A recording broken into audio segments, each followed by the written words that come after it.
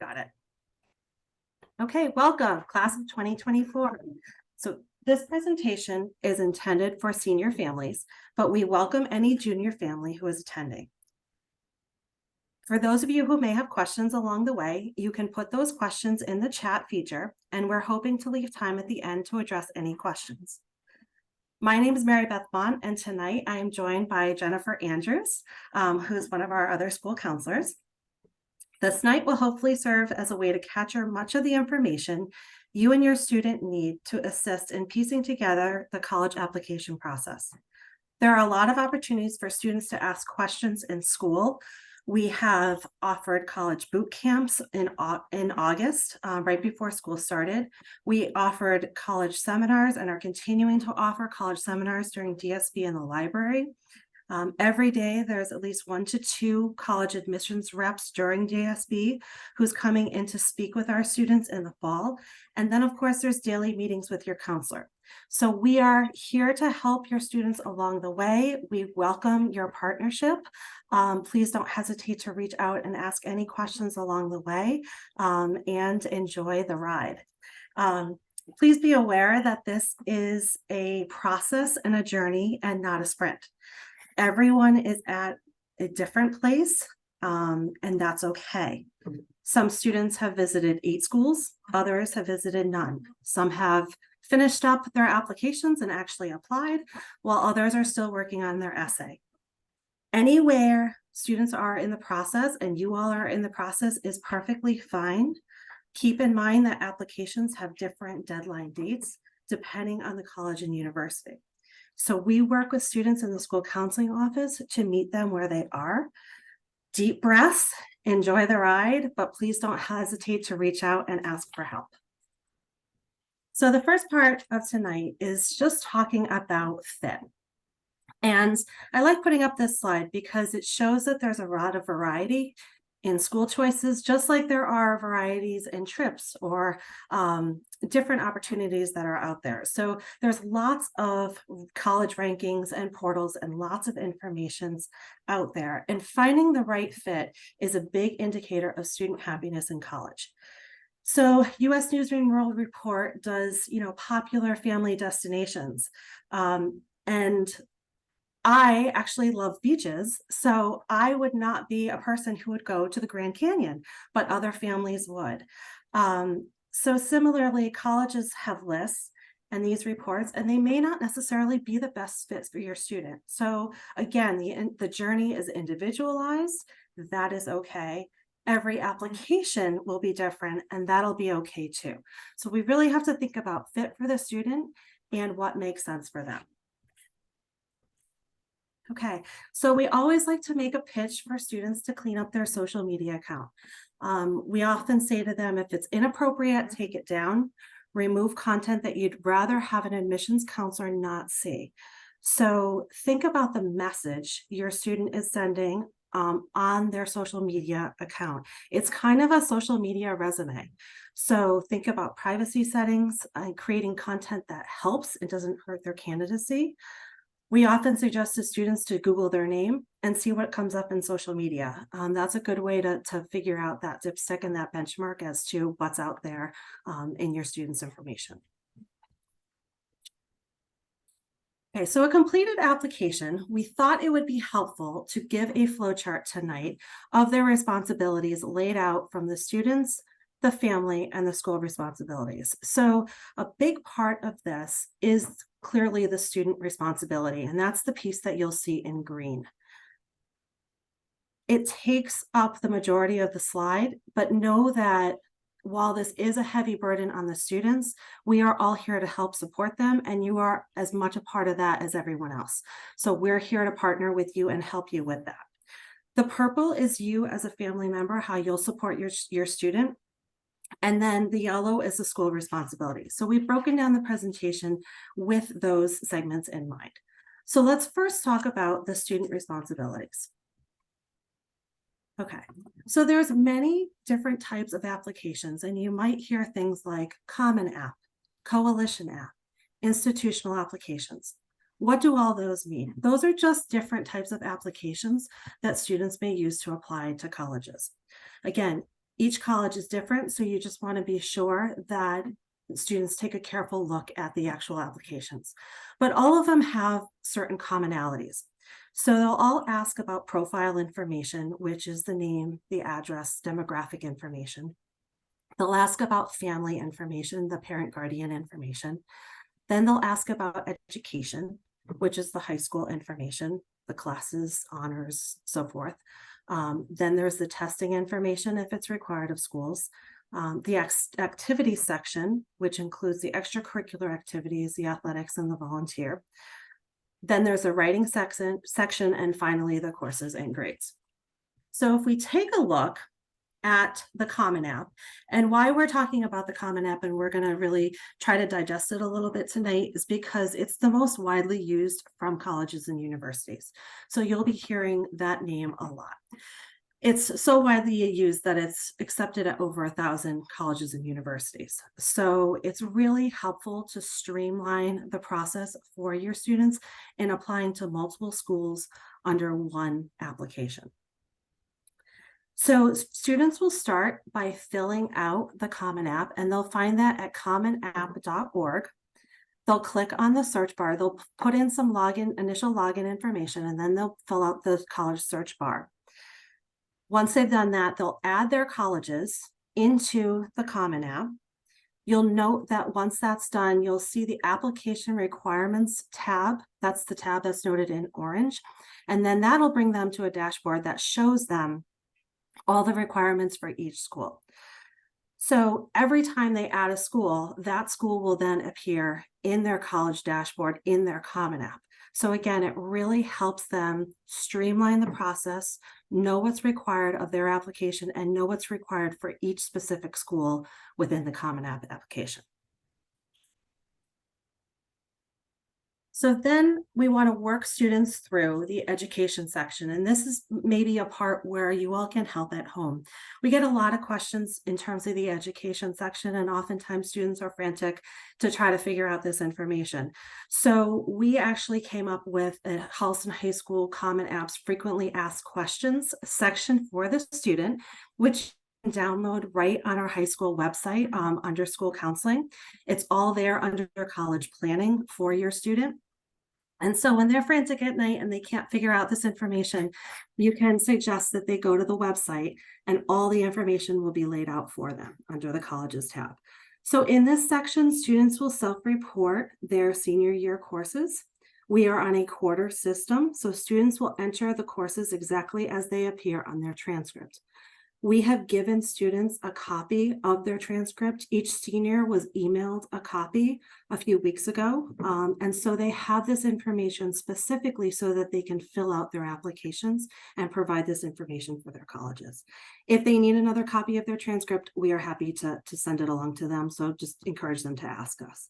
The education section may also ask them about honors or awards that they have received throughout high school. This may include Honor Roll, National Honor Society, academic awards. Again, any questions, just ask, and the helpful frequently asked questions section is going to solve a lot of the questions that come up on the education section in the Common App. Okay, colleges are also under a new trend in that they're asking students to self-report grades either in the Common App or at specific college portals. Certain schools will require students to self-report their high school grades. So some schools, and so that means that they won't necessarily need a transcript at this point in the process. However, they will later on likely. Some schools will want this done directly in the Common App. So schools like UMass, University of South Carolina will want this done right in their Common App. And again, students will just import this information or type this information directly from their transcript. Other schools will have them take a picture of it and load it as a PDF. Other schools will also ask them to do the SSAR or SRAR portal, and that's essentially the Secondary School Academic Record Portal. This could come as part of the application, or it could come right after the student submits their application. Colleges will email them a link to this portal. Again, it's a special portal that they have to do to upload their current courses and their transcripts. If they have any questions, we're happy to do it, but it needs to be done prior to the application deadline. So it's a good reminder for students who might be late applying to schools last minute or so forth to make sure that they leave a little bit of extra time so that they can get all the application materials done for each school that they need. Again, every application is different, so you just want to make sure that students know the specifics. And when there are school-specific questions that maybe the school counselors can't necessarily answer, we would always consult the students to ask the colleges directly. We have a lot of information, but we don't have all of it. And the schools are the best, the colleges and universities are the best vehicle to get all those college-specific questions answered. We tell students to check their emails after they apply. Again, colleges will email them. They'll invite them to a portal. That's where the student will check their application materials. Again, sometimes the SSAR will come through this as well. So it's really important that anything the college sends your student, that they're checking their emails, they're answering their emails, and they're making sure that if they are missing any materials for whatever reason, that they can take care of that in a timely fashion. Okay, so now let's jump to the activities section. And this is where students will start to tell a part of their story.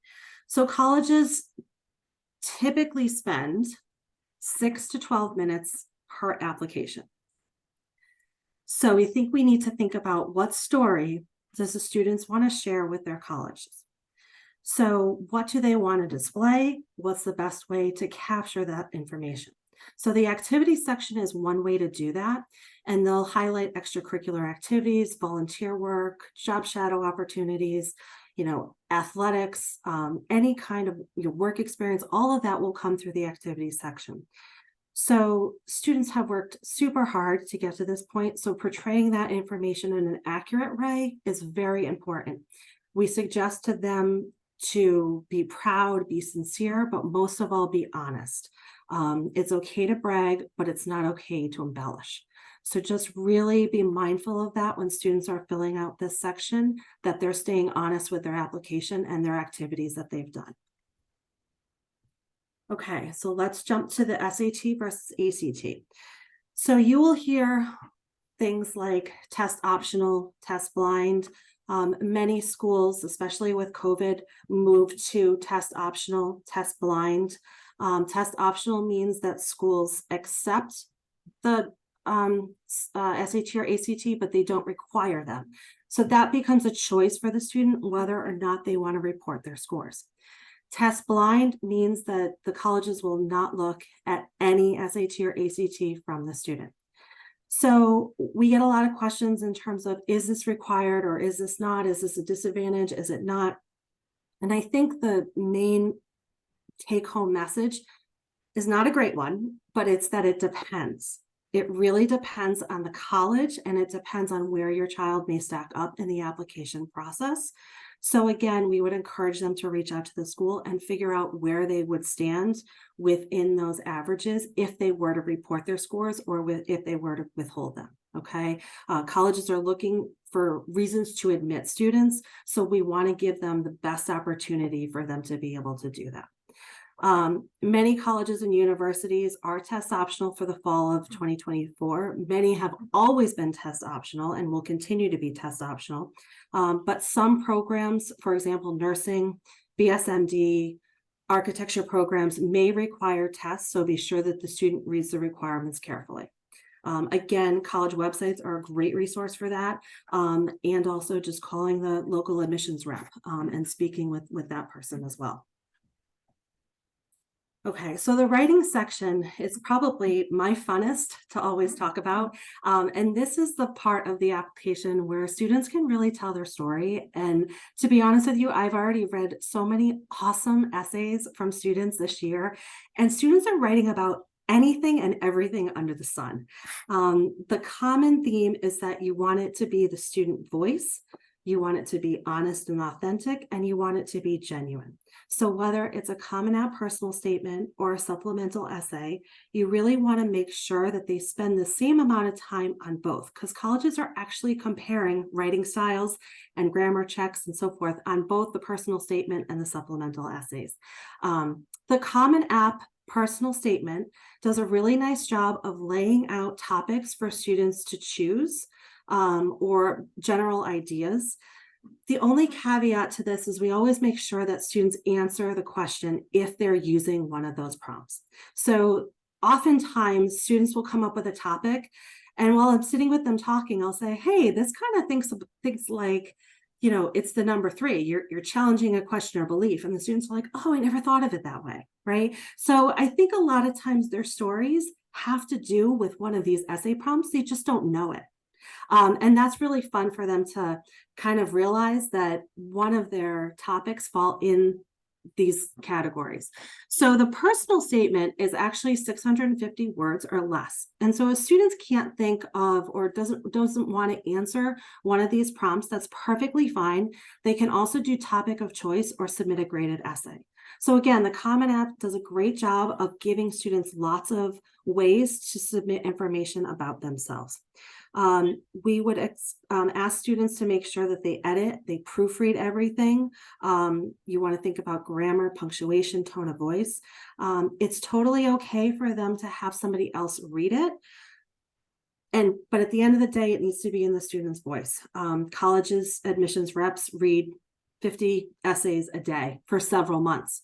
So you really want to make sure that the essay is authentic, and because they can really detect when, it may be somebody else's voice. So you really just want to help guide your students and support them through the editing process, through the grammar check process as much as possible, but their voice should really come through. Supplemental essays are required at some colleges. Again, oftentimes students spend a lot of times on their Common App personal essay, but they don't necessarily spend as much time in their supplemental essay. So really encourage them to do that. Topics can range, but they're more geared towards those specific colleges. For example, why are you interested in X university? If you were to create a class at our school, what would it be and why? UVM has a fun one that asks about a Ben & Jerry's ice cream flavor. What flavor would you be? So it really all depends on the school, and it depends on what those questions might be. But these are fun ways for them to, showcase some of their creative side too on these essays. Okay, there's also something called the additional information section and the COVID statement. So colleges had always had the additional information section on the Common App, but over the years, they've also put on the COVID statement. So they're continuing to keep that on again this year. COVID impacted families in a number of different ways. If your child or your student was impacted in some way that they'd like to share, this is the place to do it. There's also additional information that sometimes comes up that students don't necessarily have another way of explaining situations on their application. So colleges gave the additional information section as a way to do it. Again, it's just an opportunity for students to share their story and them to express something that the college admissions office may not necessarily know about them. Okay, then another big part of the Common Application is the FERPA. So FERPA is Family Education Rights and Privacy Act. And it's an act enacted by Congress to essentially protect the privacy of students and parents, and in terms of releasing information to colleges and universities, in this case, for the purposes of college admissions. Students can choose to waive their right or not. However, in order for us to send information on behalf of your students have to complete this process. So we ask them to sign the waiver and the FERPA agreement. Common App does a really nice job of laying out the FERPA agreement and walking families through some of the questions that resolve around it.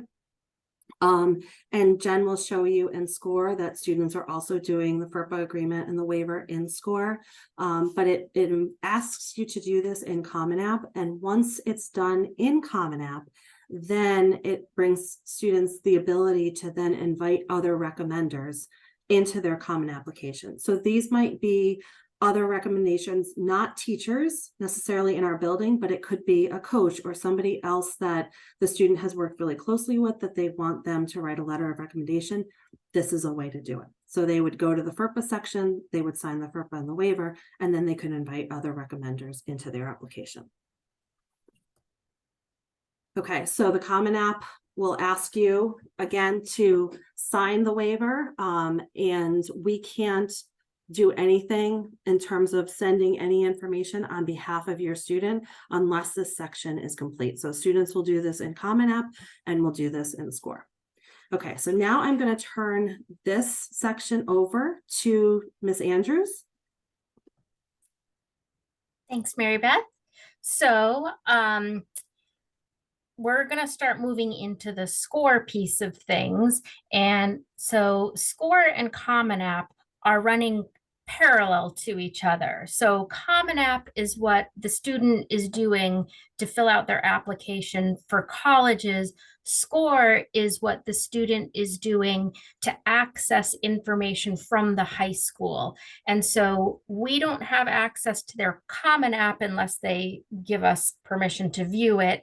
But we do have access to SCORE, and this is where we keep track of documents that we need to send to colleges to support a student's application.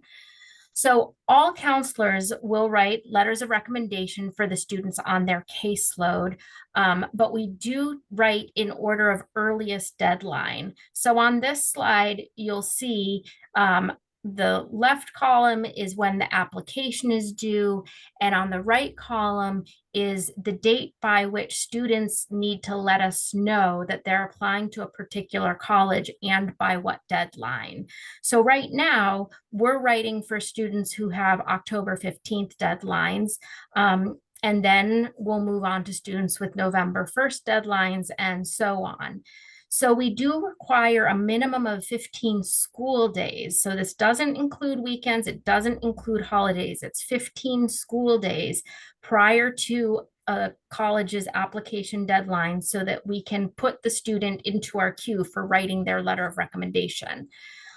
So as you can see from this chart, the deadline to notify us of an October 15th deadline has already passed, and the notification deadline for November 1st college application deadlines is coming up 2 weeks from today. So students really need to be aware of their deadlines. They were all told this information. We shared this with them through several modes of communication, including a mandatory assembly that we held several weeks ago. So if they do miss the notification deadline, it doesn't mean we won't write a letter for them. It just means that we can't guarantee it'll be written by the application deadline.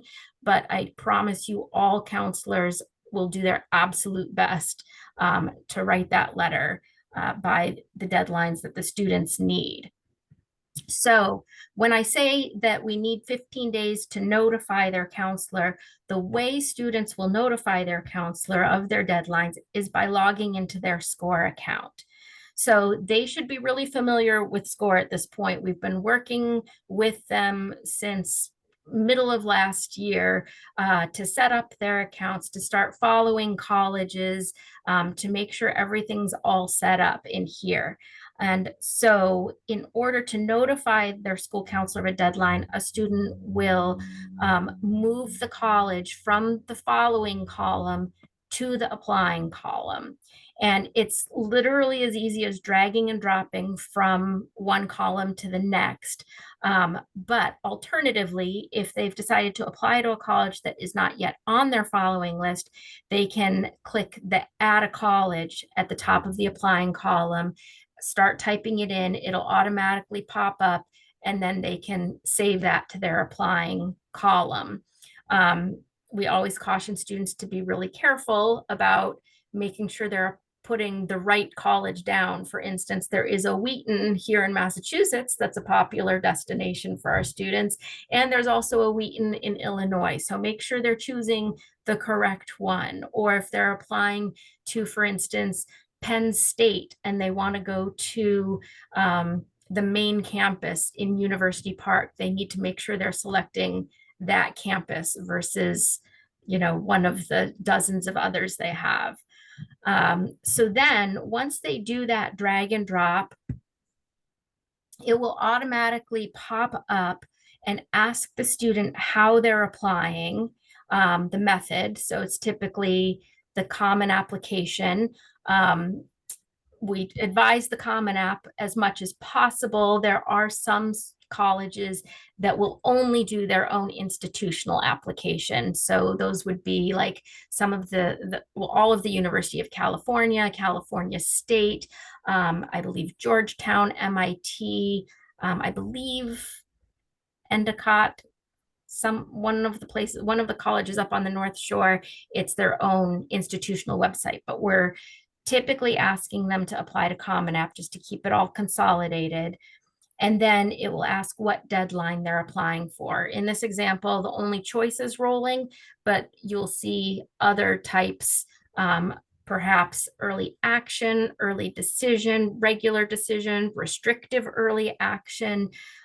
So these are all different ways of applying. And if there are any questions from parents or students about how to apply, please have your student contact their school counselor and we can talk you through the best option for your student. In addition, if they enter, it really helps if they enter their Common App ID on the field in this field when in this pop-up. Once they hit save for the first one they're applying to, it will automatically fill for all the other colleges. So it's kind of a one and done thing. They only need to enter that Common App ID once and then it'll fill. So then from the counselor side, what it looks like. So the clicking save also generates both an email that the counselor will receive and a notification on our SCORE dashboard. So here you can see, Mary Beth's dashboard. She's got some notifications here and it says, acknowledge the application for this student. So then once we acknowledge that application, the student knows that we're working on their letter of recommendation. So this is a very important step because this is what helps us prioritize writing our letters of recommendation. Of course, we're going to start working on letters for students who have October 15th deadlines before we start working on letters for students who have February 1st deadlines. So it's really helpful for that to be fully accurate. So then this slide is a little video slide. So all the previous information was about how counselors manage counselor letters of recommendation. We also recommend that students ask for a teacher recommendation. Students should keep in mind that teachers can set their own deadlines for notification. Many use our schedule, but some require even more notice. So they need to be having conversations with their teachers. This is actually something we talked to them about last spring, and we recommended that they try to start lining up a teacher to write them a letter of recommendation last spring. And then they should, revisit that this fall, remind the teacher that they had requested the letter of recommendation from them. And so once the student has requested a letter of recommendation from a teacher, either in person or by email, and received confirmation from that teacher that they are willing to write that letter, the student will follow the steps that you can see on the screen. And all these instructional videos for SCORE are on our school counseling website. There's a whole tab just for SCORE and you can click through them. It's very user friendly. So the teacher recommendation process is really 2 steps, and some teachers do limit the number of letters that they have the capacity to write. So if your student hasn't lined up a teacher yet for recommendation, we really suggest that they do that as soon as possible. Have a conversation with them, shoot them an email, and then they follow these steps to officially make the recommendation in SCORE. So as you can see here, this is their they go to their My Colleges tab, they click on the Manage Documents or Application Documents, and then they can click on the button to request a recommendation. All of our teachers are filled, so they just need to start typing the letter, and then the subject automatically fills, and they just write a really quick message. Thanks so much for agreeing to write my letter of recommendation. And then we can see it on our side that they've done that. The teacher can see it on their dashboard, what their deadline is for writing that letter of recommendation. So we also strongly recommend that students only ask one teacher unless they know for sure that a college requires more than one letter of recommendation from a teacher. So, we know that a lot of colleges may accept additional optional letters of recommendation, but we're hearing from colleges that they strongly encourage students to adhere to the guidelines and not submit more letters than are required. So, as Mary Beth mentioned earlier, they often are reading, 50 applications a day, and they want to be able to give the appropriate amount of time to every piece of your student's application. So having them ask for a recommendation from a teacher who's going to write them a really strong recommendation holds more weight than having them just submit, 4 or 5 just for the sake of it, especially if it's going to be the same message about how wonderful your student is, which I'm sure they are. But unless it's providing some additional really unique information, it's really best to keep to just the required materials. So if a student is applying to a college that does require more than one teacher letter of recommendation, for example, I know Harvard, Boston College, those are a couple that do, then as you can see in the video right now, the student can ask a second recommender and select which college they want that letter for that specific school when making the request. So that means they would have like a primary recommender, and then just for Harvard or just for BC, they would ask a second teacher, and they would click that requesting for a specific college and put it in there. And then, as Mary Beth mentioned when she was going over the Common App, if a student would like to request a letter from someone outside the HHS community, for example, coaches, youth ministry leaders, employers, dance or music teachers, those are made directly through the Common App. So then, parents and guardians. One of the biggest things that helps us in formulating a really robust letter of recommendation for your student is if you can fill out this brag sheet. So on our website, under forms and resources, you'll see the parent and student questionnaires, and each counselor has their own questionnaire. And this is really what it is. It's a brag sheet. It's a place for you to really highlight the things about your student that we might not know about them, that they might be, too bashful to talk about, and not this is really helpful for us so that we can say to a college, like, look at these amazing things that this student is doing. And as their parents and guardians, you know them better than anyone and can give us information that could really help us enhance those letters of recommendation. So then another piece for parents and guardians to think about and talk about with your students is the financial piece. We strongly recommend that all families fill out the FAFSA. That stands for the Free Application for Federal Student Aid. This year, it's opening on December 1st. This is a change. If any of you have had students who have applied previously, it used to open on October 1st, but the government has made changes. They're claiming it's going to be much easier.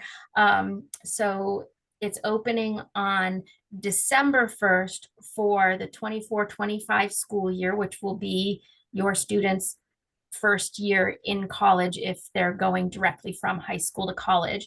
So this is the US government's application so that you can apply for federal aid. This would be direct loans that are in the student's name only. This is Parent Plus loans. These are the government programs for low income students.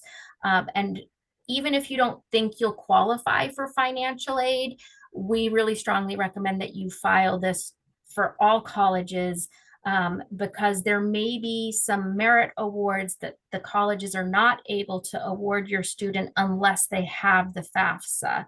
And again, the name is free application. So if you find yourself on a website that you think is the FAFSA website and they're asking you to pay money, you're on the wrong site. This is free. You should never have to pay to fill out this application. In addition, there's the CSS profile. This is only for participating colleges.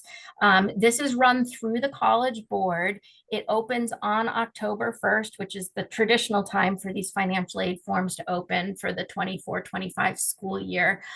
So you would want to go to, you could just Google CSS profile. You could pull up a list of participating colleges to find out if you need to file it for any of the colleges that your student is applying to.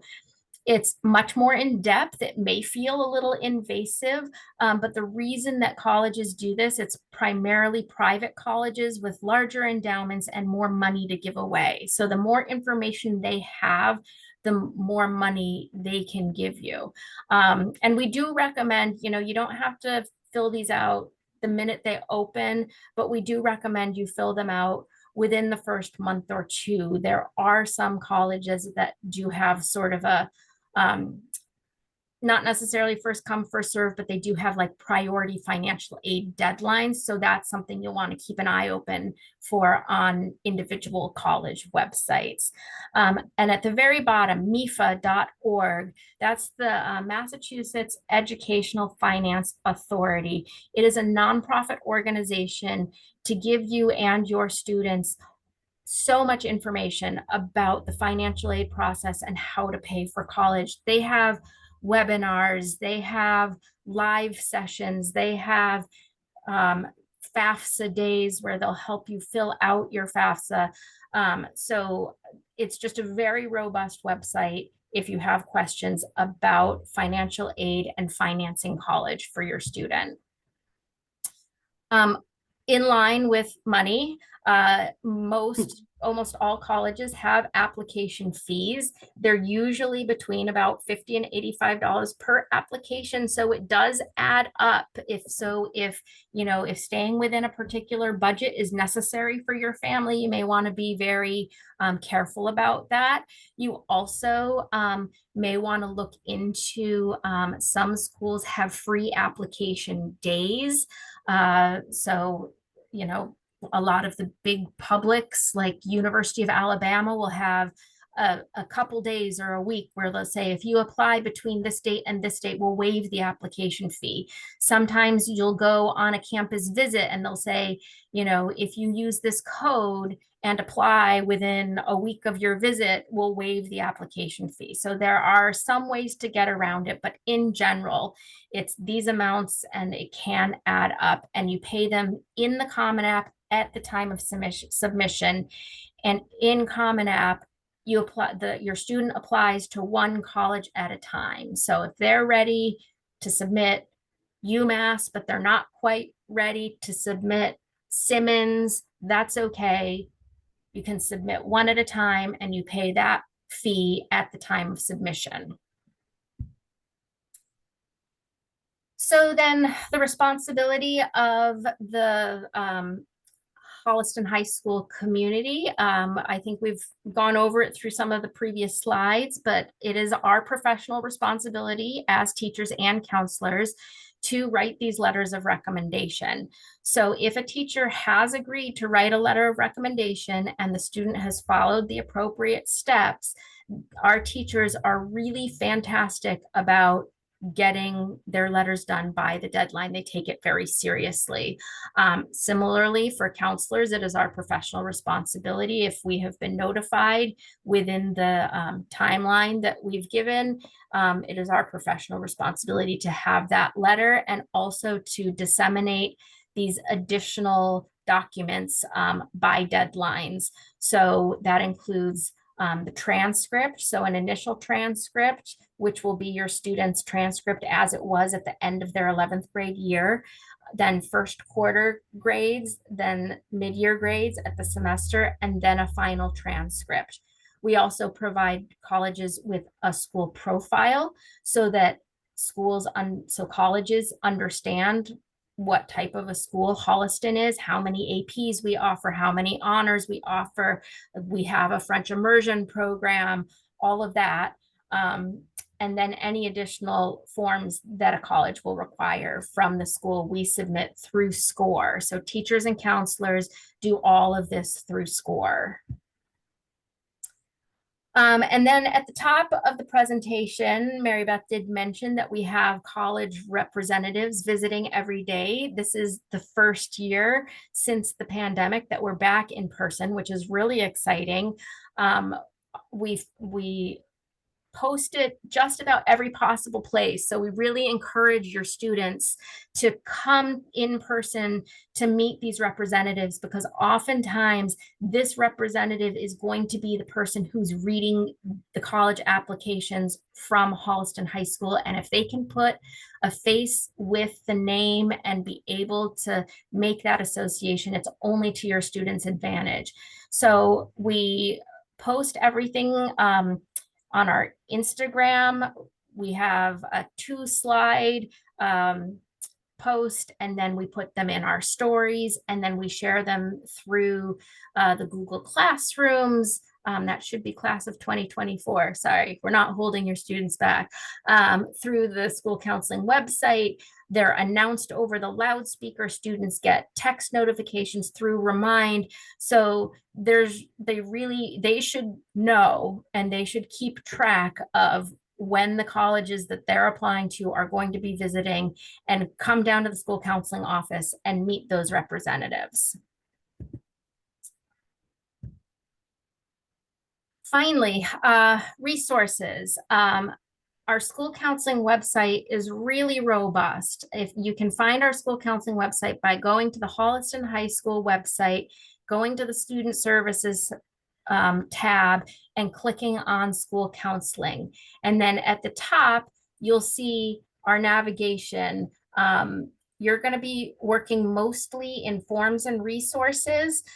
The SCORE section is where all those instructional videos are. But forms and resources are where the student is going to find that FAQ. That's where you're going to find parent brag sheets. So much information there. We've got our Facebook there. We've got our Instagram. Our blog has sort of fallen by the wayside, but we've got that available as well. So if you can't find an answer to your question there, your student can always reach out to their school counselor. So I see some questions in the chat, and now I am going to allow everyone to unmute themselves so that we can have some Q&A. So Jen, one question in the chat that I see is, do recently retired teachers have access to SCORE if they have agreed to write recommendations in this ring? So yes, oftentimes those teachers will get in contact with us. They still have access to their SCORE accounts. So either they would submit it through their SCORE accounts or we would submit it for them. We would just encourage your student to reach out to them. Likely those teachers have given students a personal email address to get in contact with. And then once we have that information, we're happy to put it in for your students in SCORE. Did I miss anything there, Jen? No, that sounds great. So I see, do students need to tell their counselor they are applying via email or just in SCORE? Just in SCORE, that's totally fine. You know, they're certainly welcome to email us, but we'll actually get an email from SCORE once they've done that drag and drop from the following to the applying. So we'll get an email saying such and such student is planning on applying to such and such college. Please go in and acknowledge this. And then we acknowledge that, and then the student can see that on their dashboard that we've acknowledged it. The next question is, are you flagged if a college is not on the Common App? And again, yes, we will get those emails and we'll acknowledge it on the SCORE site.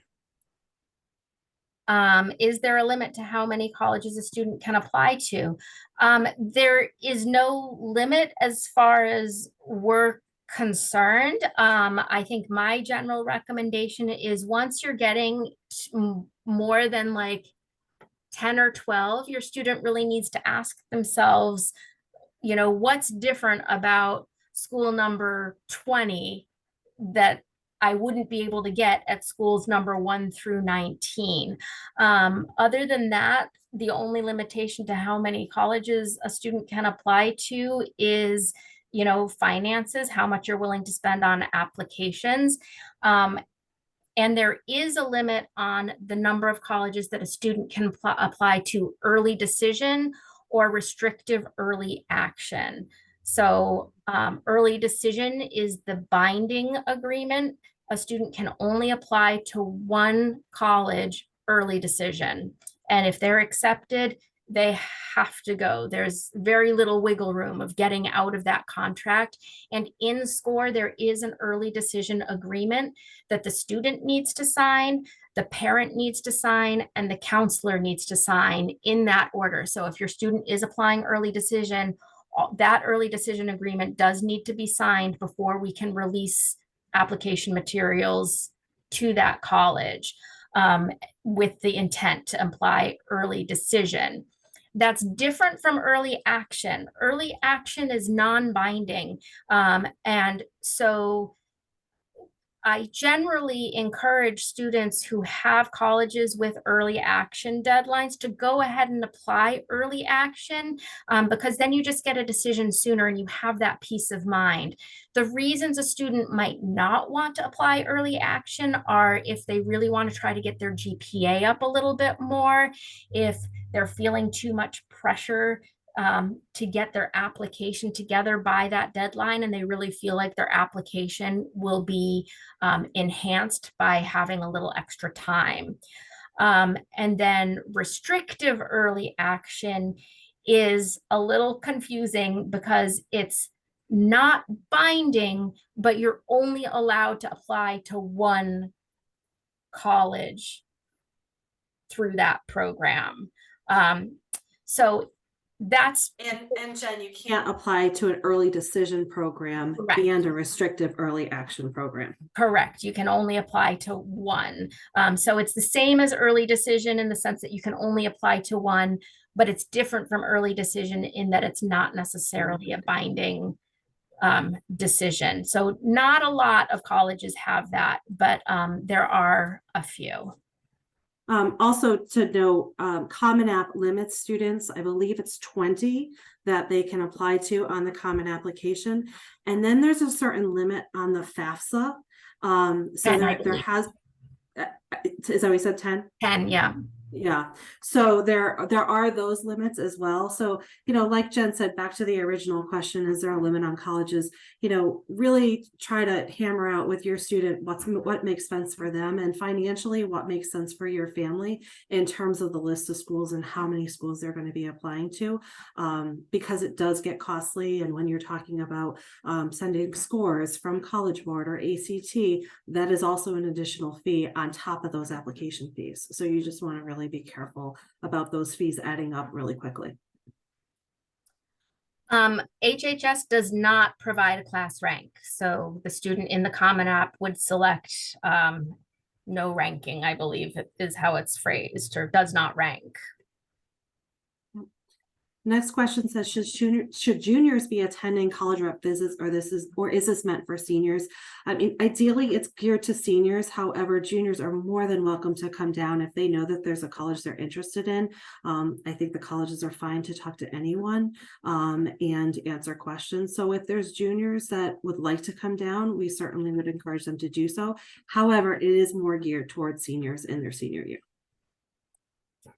Okay, I believe we hit all the messages in chat. If anyone is feeling bold enough and would like to unmute themselves and ask a question, we're happy to stay on for a few more minutes to continue the Q&A. I think we'll probably wrap up at about 5:55. So we'll give brave souls a couple of minutes to unmute and ask us questions. I'm sorry, can you repeat your answer about the Holliston High School providing school ranking? I missed it. Yes, we do not. We do not provide school rank. So on the Common App, the student would select where it says that there is no ranking.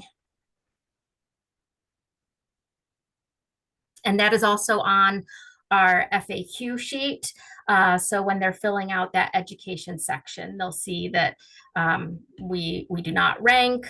We grade on a 4.0 unweighted scale. So all of that information is on that FAQ sheet on our website in the Forms and Resources tab. It talks about class size. It talks about when the students first enrolled. It talks about the counselor's information. So all of that is really helpful for students when they're filling out the education section. Oops, I see another question in chat. Oh, you're welcome. Glad it was helpful. Thanks, Maribeth and Jennifer. This is very helpful. And my daughter actually is a junior. And last question, more of is you will be sharing this recording. I see this is being recorded, so you will be sharing it with us, so my wife can listen as well. Correct. Correct. Yes, it's going to be. So once we're done recording it today, we're going to post it to the Holliston High School counseling website. We have a channel there, so you can certainly access it as much as you'd like to. So Holliston High School, what is it? This is a page from of the Holliston High School page. Okay. All right. Yep. Got it. Perfect. Thank you. It's actually under academics, and it's a school counseling link. Okay. And then you'll be able to find it through there. Super. Thank you. Thanks for coming. All right. Well, I think we can wrap up then. Looks like people are dropping off, and if there are no other questions, I will stop recording. Thanks everyone for coming. Thanks, everyone. Have a wonderful night.